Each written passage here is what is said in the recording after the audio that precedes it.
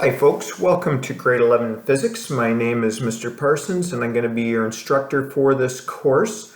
I'm going to make a series of 29 or 25 videos for this course that are going to focus you in on what's important. Remember, the tests and exam in here are open book, so take good notes and make sure you go through the concepts on a daily basis so you can solidify your knowledge. Now, the general way that these units are going to be going is about 3.5 days per unit. So on day 1, you'll get 2 lessons. On day 2, you'll get 2 lessons. On day 3, you'll get 1 lesson. The following morning, you will write a test, and then I will start the next unit after that. Listen, if you have other life situations, like you have a part-time job and you can't keep up with my pacing, and you do most of your work on weekends or at nights, then do things at your own pace. These are only suggested paces. As long as you can get to the finish line, we're all good. Now, the whole idea of these videos is to focus you in on what's most important when it comes to tests. So what I'm doing is I'm taking the lessons that are in your D2L site. So I am now doing Unit 1, Activity 1. If you go in there, you'll notice there's 4 content items. What I've done is crunched it down to the essential learning. The whole idea here is to give you the skills that you need to go to the next level. So a lot of extras that would normally be there are not going to be here in that course. We're just going to get right to the crux of things. So this is day 1. Today you'll get 2 lessons. This is your first lesson. We are in kinematics, which is the study of motion.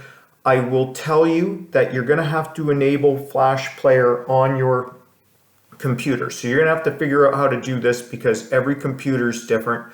So you're going to have to go into your settings. You're going to have to maybe watch a video on YouTube to figure out how to enable Flash Player. Without Flash Player, you can't do a lot of things that are in this course. Now, another thing I'm going to do with these videos is when it comes time for quizzes or assignments, I'm going to give you reminders or hints to get you going. So, study of motion. The basics of what we're doing today is looking at 3 terms. We're looking at direction, position, and displacement. So, just to get started, when we're looking at things in kinematics, they're either going to be scalar or they're going to be vector. These are things that have no direction involved in them, where vectors have a direction. Sometimes in physics, we don't care about direction. So for example, speed. If I told you I was fast, you wouldn't care about what direction I was running in. If we're talking about things like airplanes and missiles, direction becomes more important. Now, there's many ways to do direction, but I'm going to show you how it's done in this course. Let's say that we have something going in this direction right here. The first thing you do is measure the angle. Let's say that angle was 15 degrees. Then you would see which line it was closest to. It's closest to east.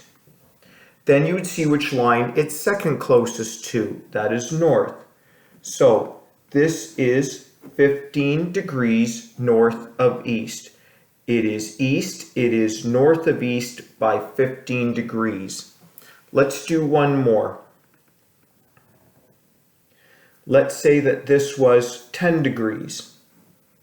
You pick the line that it's closest to south, and write that over here.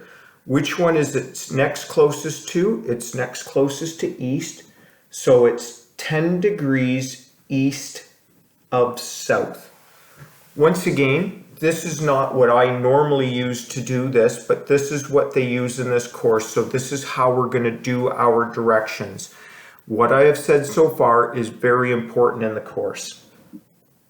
Now, to calculate speed, and we're not going to be doing calculations in this part of the unit, we're just getting used to the terms direction, position, and displacement. So what we have here for speed is equal to direction over time. A couple of calculations you're going to need, or conversions I should say, is 1 kilometer equals 1,000 meters, and 1 hour equals 3,600 seconds. As we do conversions, I'll go deeper into this and show you how to use these when we are doing things. But for right now, just make sure that you have those 2 points written down. Sorry, I called this direction. It's distance over time. I'll give you an example here. If you travel 60 kilometers in 2 hours, your velocity would be equal to 30 kilometers per hour. So speed is how far you go in a given amount of time. Now you might be wondering why we're using V for speed. You'd think you'd use S for speed, and some people do, but S is used in time so much with seconds that we use V for speed. And then you might be asking the question, why V? We're going to get to that in a little bit. Now, two terms that become important, and they're often used interchangeably, although maybe they shouldn't be in physics, is position and displacement. So, distance is d, and then position is d with a vector arrow over it. So this means that we need to have a direction. Now, positions are usually used on like timelines or on distance lines here. So if you're at 0 meters or your house is at 0 meters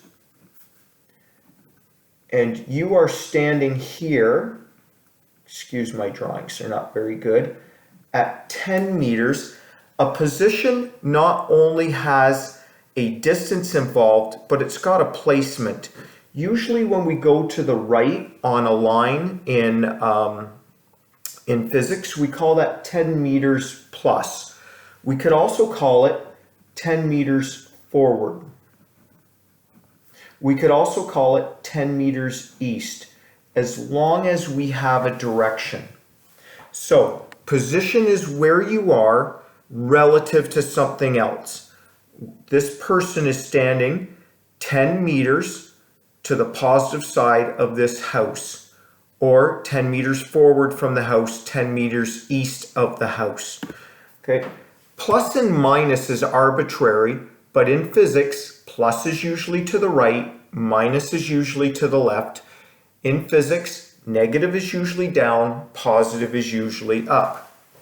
Now, you might notice that the symbol for distance is similar to the symbol for position. All we're saying is this is a distance with a direction involved in it. Now, a lot of people get confused with what's the difference between position and displacement. Displacement is a change in position. They're often used interchangeably, like I say, but this is usually used more when we're talking about 2 to 3 dimensions, and position's usually used when we're on a line. So we'll give an example of that, but what I think is more important is what is the difference between displacement and distance? So this is going to be very important what I'm about to do. If you are standing right here, so this is the start, and you travel here 20 meters, then you go this direction 30 meters, and then this direction 40 meters, your distance is the whole trip. 20, 30, 50, 40, that's 90 meters. Your displacement is the shortcut. So all you do is draw a line from the start to the finish. And let's just say that was 65 meters. I haven't measured this, but it's 65 meters. And now what you would have to do is get this angle there. Let's say it's 77 degrees and it is north of east. So to get the displacement, you're going to have the shortcut from the start to the finish of the route the person went on, and you are going to have a direction. This vector hat right here tells us that we need to have a direction involved in it. When we use the term speed in physics, we have a v and we have distance.